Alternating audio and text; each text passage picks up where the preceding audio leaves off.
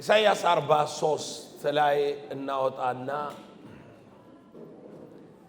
ትንሽ እንድትነቁ ትንሽ ከአዋጄ ከትንቢቱ በፊት ትንሽ እንድትነቁ ስለ ዘመን መዋጀት ጥቂት ነገር ልበል። ኢሳይያስ 43 ቁጥር 18 ፊተኛውን ነገር አታስተውሉ የጥንቱንም ነገር አታስቡ።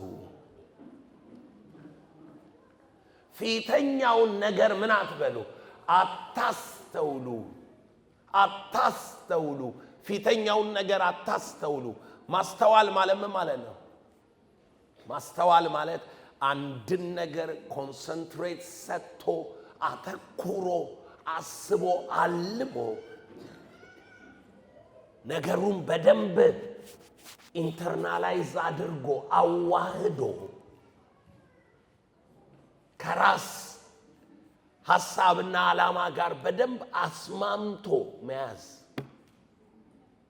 በሌላ አማርኛ ፊተኛውን ነገር ከሆነ አታስተውሉ የተባለው ፊተኛው ኑሯችሁ የናንተ ዴስቲኒ መጨረሻ ከዚህ በላይ ምንም አታልፉት ነገር እንደሆነ ህይወታችሁ ያ እንደሆነ ማንነታችሁ ያ እንደሆነ ከዛ በላይ መሆን እንደማትችሉ አድርጋችሁ አታስተውሉ።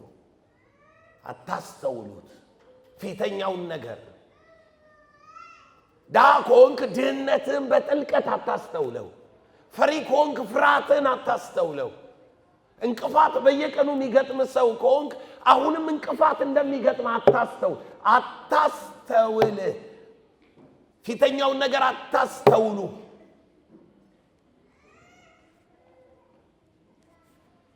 ለምን? ቀጠለና እንደዚህ ያለ እነሆ አዲስ ነገር አደርጋለሁ እርሱም አሁን ይበቅላል። የሚያስተውል ሰው ፊተኛውን ነገር አዲሱን ነገር መቀበል አይችልም። ምክንያቱም ፊተኛው ነገር ላይ አይምሮው ተይዟል። ፊተኛው ነገር ላይ ሐሳቡ ተይዟል። ፊተኛው ነገር ላይ ሁሉ ነገሩ ተይዟል። ያንን ነው የሚያስበው የሚያሰላስለው። አታስተውሉት። ለምን? አዲስ ነገር ላረግ ነው። በሕይወታችሁ ላይ አዲስ ነገር ይሆናል። 2018 ከዚህ ቀደም ያላያችሁትን አዲስ ነገር የምታዩበት ዓመት ይሆናል። አዲስ ነገር የምትገናኙበት ዓመት ይሆናል።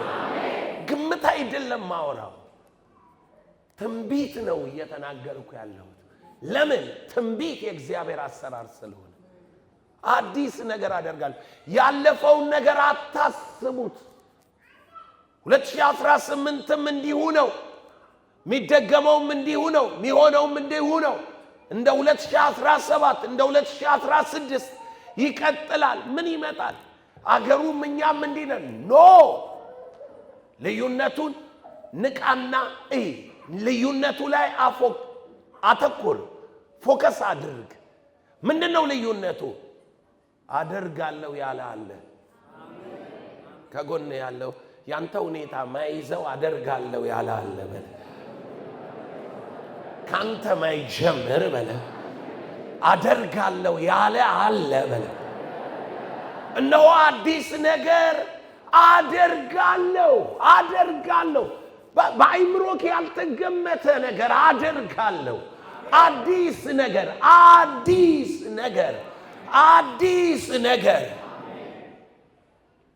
ብታቅድ እንደራስ ነው የምታቀደው። ብታልም እንደራስ ነው የምታልመው። ብታስብ እንደራስ ነው የምታስበው። ነገር ግን አዲስ ነገር ከሆነ አታውቀው። እኔ ግን ላለው ታምራዊ ነገር በመንገድ ላይ ይሆናል።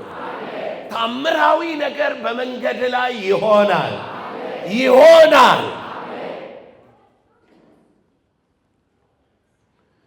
ስለዚህ እግዚአብሔር አዲስ ነገር አደርጋለሁ ካለ ይሄ አዲስ ነገር ምንድነው ነው ጥያቄው። ምን አረጋለሁ ነው እያለ ያለ እሱን ነው ዛሬ ላውጅልህ የመጣኸው። ዛሬ ልትሰማ የመጣኸው እግዚአብሔር ሊያደርግ ያለውን ነው። አንተ ያለህበትን አይደለም፣ የምታየውን ሁኔታ አይደለም። አዲስ ነገር አደርጋለሁ ያለውን የሱን ሐሳብ ነው። ዓይን ያላየው ጆሮ ያልሰማው በሰው ልብ ያልታሰበው እግዚአብሔር ለሚወዱት ያዘጋጀው ዓይን ያላየው ጆሮ ያልሰማው መንግሥተ ሰማይ ስንሄድ ምናምን የሚል አይደለም። ከአንተ ዘንድ ያልሆነ ከሱ ዘንድ የሆነ ነገር ወደ አንተ ይመጣል። ዓይንክ ያላየው ጆሮ ያልሰማው በሰው ልብ ያልታሰበ ነገር ከእግዚአብሔር ዘንድ ወደ አንተ ይመጣል። እግዚአብሔር በአንተ መንገድ ላይ በዚህ 12 ወር ውስጥ ይለቀዋል፣ ያደርገዋል። ኢየሱስ ጌታ ነው። ሕዝቅኤል ምዕራፍ 37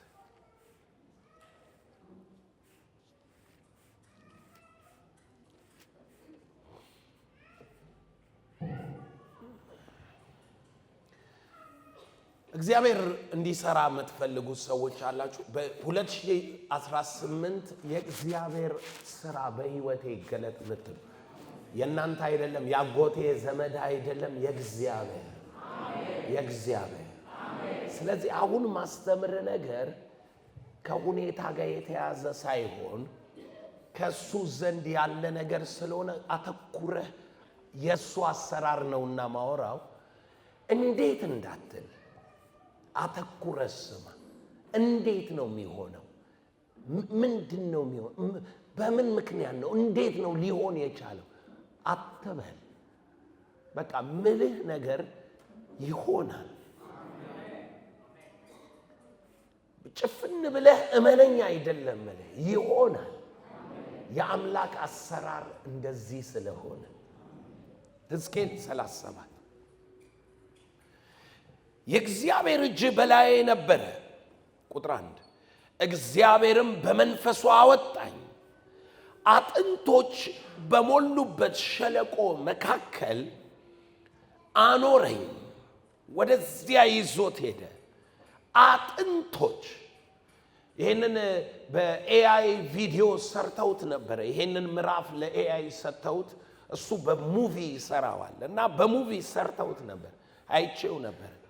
እና ሕዝቅኤል በመንፈስ ወጥቶ ሲሄድ ሸለቆ ወደ በተራራና ተራራ መሃል ያለ ሸለቆ ዝቅተኛ ስፍራ ላይ ተቆፍሮ የሚወጣበት ማለት ነው። ሸለቆ ወደ ሆነ ስፍራ ሄደ። እዛ ሸለቆ ቦታ ላይ ምን ያሳያል?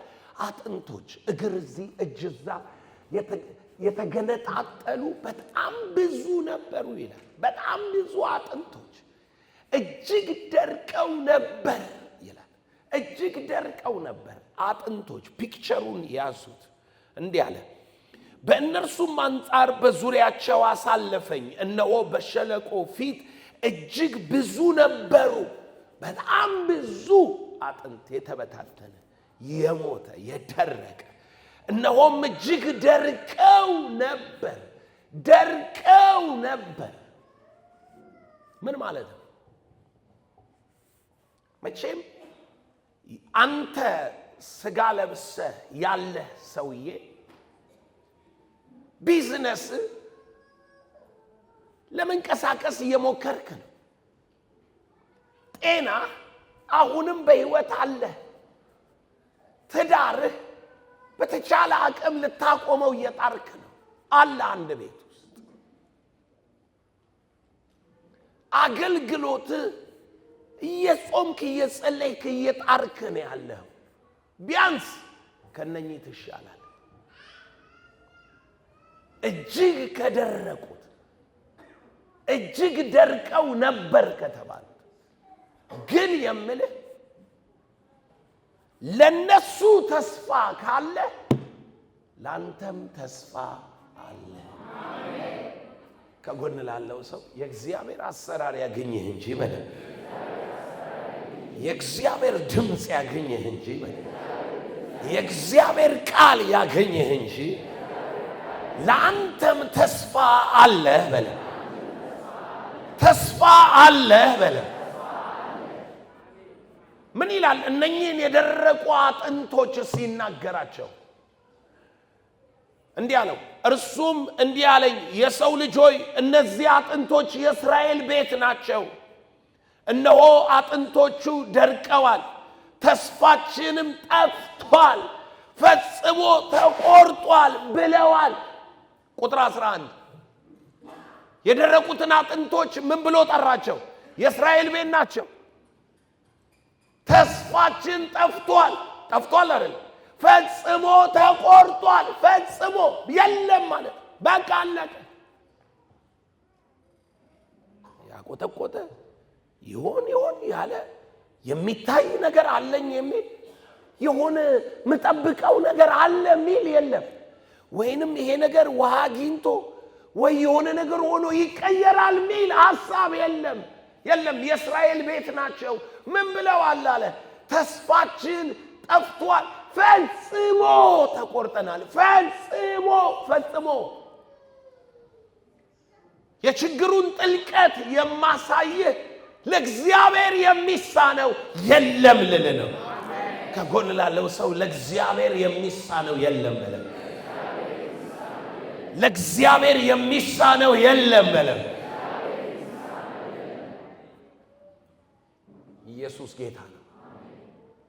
ቁጥር 3 እርሱም የሰው ልጅ ሆይ እነዚህ አጥንቶች በሕይወት ይኖራሉን አለኝ። እግዚአብሔር ምን አለ? አየና ዛሬ አንተን መንፈስ ቅዱስ በዚህ ጉባኤ ይዞህ የመጣው አየና ያለህበትን የምትኖረውን የምታረገውን ጥረት ማንኛውንም ነገር አየና እነኚህ በሕይወት ይኖራሉ ወይ? እነኚህ ይሳካላቸዋል ወይ? እነኚህ ያፈራሉ ወይ? እነኚህ ደጅ ይከፈትላቸዋል ወይ? እነኚህ ወደ ውጪ ይሄዳሉ ወይ? እነኚህ ኢንቨስት ማድረግ ይችላሉ ወይ? ታላላቅ መሆን ይችላሉ ወይ? ታምራዊ ኃይል ያገኛቸዋል ወይ? ቅባት ይወድቅባቸዋል ወይ? መለኮታዊ ጥሪ ይጠራቸዋል ወይ? ይጠይቃል። እነኚህ አንተን ነው የምትጠየቀው። እነኚህ በሕይወት ይኖራሉ ወይ? ራስህን ጠይቅ። ምንድነው ልብክ ውስጥ ያለ? ምን ይሆናል ነው በ2018 እያልክ ያለው? ቅባት ያገኘኝ ይሆን? በሕይወት ይኖራሉ ወይ? ጌታ ፕሮቪዥን አቅርቦት ያረግልኝ ይሆን? መንፈስ ቅዱስ ይነካኝ ይሆን? እፈወስ ይሆን? በ2018 በሕይወት ይኖራሉ ወይ? የሆነ ነገር ይከሰት ይሆን? ልጄ የትምህርት ደጅ ይከፈትለት ይሆን? ትጠይቃለህ። ልብ እንዲዘጋጅ ነው ማወራው። በሕይወት ይኖራሉ ወይ አለኝ። ስማ፣ እኔም ጌታ እግዚአብሔር ሆይ አንተ ታውቃለህ አልኩት። እስኪ አንድ ሰው ጌታ ሆይ አንተ ታውቃለህ። 2018 ምን እንደሚሆን እኔም በዚህ ዓመት መለኮታዊ ታምራት እንደሚያገኝ አንተ ታውቃለህ። ጌታ ይመስገን።